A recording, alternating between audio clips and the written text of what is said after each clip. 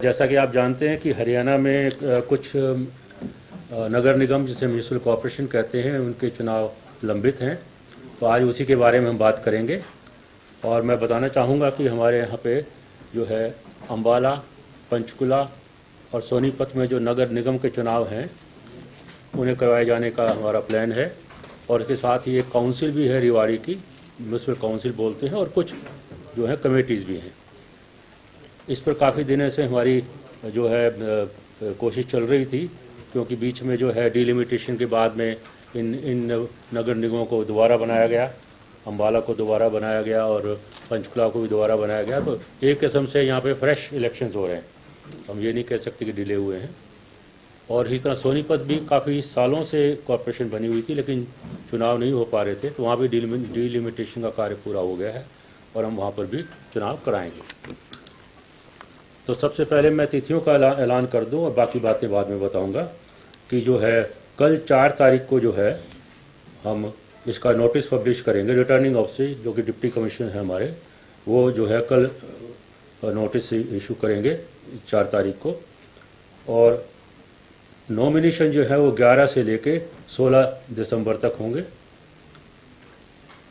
और उसके बाद विड्रॉल की डेट है। और बाकी सभी चीज़ों को देखते हुए अंत में मैं बताना चाहूँगा कि जो पोलिंग है वो 27 दिसंबर 2020 को पोलिंग होगी। और उसके बाद हमें एक दिन रखना पड़ता है अगर कोई रिपोल गलती से ना हो जाए, तो उसके लिए जो काउंटिंग है वो 30 तारीख को होगी। तो जो महत्वपूर्ण डेट ये है कि कल डिप्टी कमिश्नर पब्लिश करेंगे, 11 से 16 तक इसका नॉमिनेशन होगा, 27 तारीख को हम चुनाव कराएंगे और 30 तारीख को हम रिजल्ट घोषित करेंगे। तो इसके बारे में ये तो है इसका। बाकी एक दो बातें और मैं आपको बताना चाहूँगा कि चुनाव जो हैं वो ईवीएम्स के द्वारा कराए जाएंगे, इलेक्ट्रॉनिक वोटिंग मशीन्स के द्वारा कराए जाएंगे। और इस बार जो हमने M2 मॉडल बोलते हैं उसको, M2 मॉडल की जो मशीनें हैं वो हमने इलेक्शन कमीशन ऑफ इंडिया से लोन पे ली हैं। हमारी कुछ मशीन अपनी नहीं होती हैं, कुछ हम ज़्यादातर मशीन हम इलेक्शन कमीशन ऑफ इंडिया से लेते हैं जो लोकसभा और विधानसभा इत्यादि में भी यूज़ होती हैं।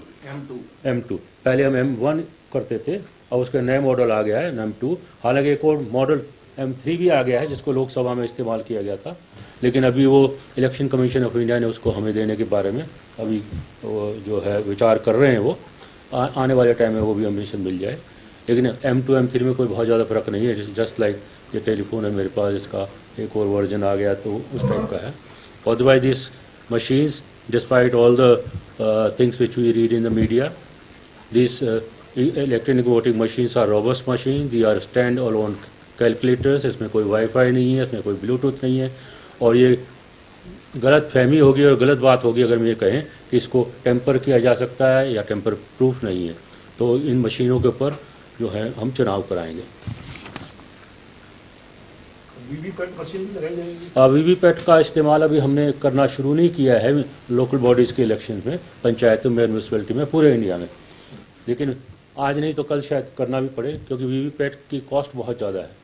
ठीक है ना, जितने की ईवीएम आती है उतने की वीवीपैट भी आती है। और वीवीपैट का और भी बहुत खर्चे हैं, उसका प्रिंटर है, दूसरी चीज़ें।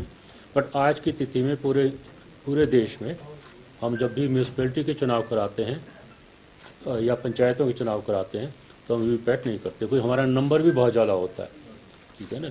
जैसे कि हमारे 6200 तो सरपंच हो गए और 62,000 पंच हो गए, तो इतनी सारे ईवीएम लाना हमारे लिए बड़ा मुश्किल का काम होता है अगर पंचायतों के करवाते हैं तो। और जो बड़े राज्य हैं, ये इम्प्रूव्ड वर्जन्स हैं, वो मोर सिक्योरिटी फीचर्स।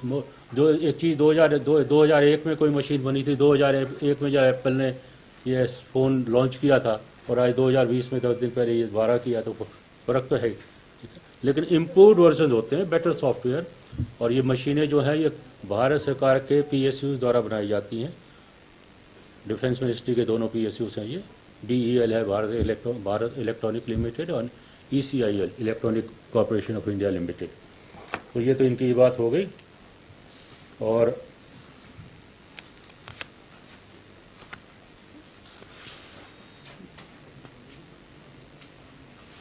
एक और मैं मेजर डिफरेंस बताना चाहूँगा कि हरियाणा सरकार के द्वारा जो निर्णय लिया गया है और उसके अनुसार नियम और कानून है उनको भी बदला गया है कि मेयर का चुनाव पहली बार 2 साल पहले डायरेक्ट हुआ था, लेकिन जो काउंसिल और कमेटीज़ हैं उसके जो प्रेसिडेंट बोलते हैं उसको हम प्रेसिडेंट का चुनाव डायरेक्ट नहीं था।